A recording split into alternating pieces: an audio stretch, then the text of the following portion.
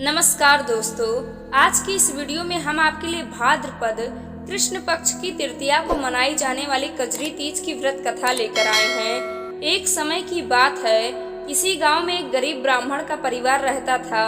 वह इतना गरीब था कि 2 वक्त का भोजन बहुत कठिनाई से जुटा पाता था। एक दिन ब्राह्मण की पत्नी ने कजरी तीज का व्रत रखा और अपने पति से चने का सत्तू लाने को कहा। यह सुन ब्राह्मण परेशान हो गया, क्योंकि उसके पास पैसे नहीं थे। वो सत्तू कहाँ से लाए। पत्नी की जिद के आगे लाचार होकर ब्राह्मण साहूकार की दुकान पे गया। वहाँ उसने देखा कि साहूकार सो रहा है। ऐसे में ब्राह्मण चुपचाप दुकान में गया और सत्तू उठाने लगा।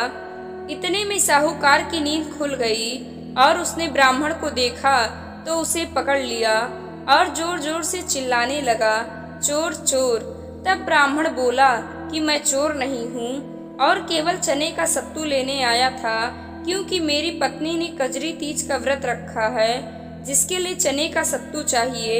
यह सुनकर साहूकार ने ब्राह्मण की तलाशी ली तो ब्राह्मण के पास कुछ भी नहीं मिला। यह देख साहूकार की आंखें नम हो गई।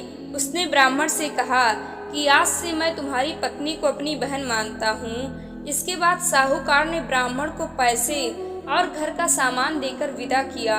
हे भगवान शंकर और माता पार्वती, जैसे आपने ब्राह्मण और उसके परिवार की समस्या दूर की, वैसे ही इस कहानी को कहते, सुनते या हुंकार भरते सब लोगों पर कृपा करें। इस दिन सुहागन स्त्रियां अपने पति के लिए व्रत रखती हैं। ऐसी मान्यता है कि इस दिन व्रत रखने से शिवजी और माता पार्वती प्रसन्न सुखी दाम्पत्य जीवन का वरदान देते हैं।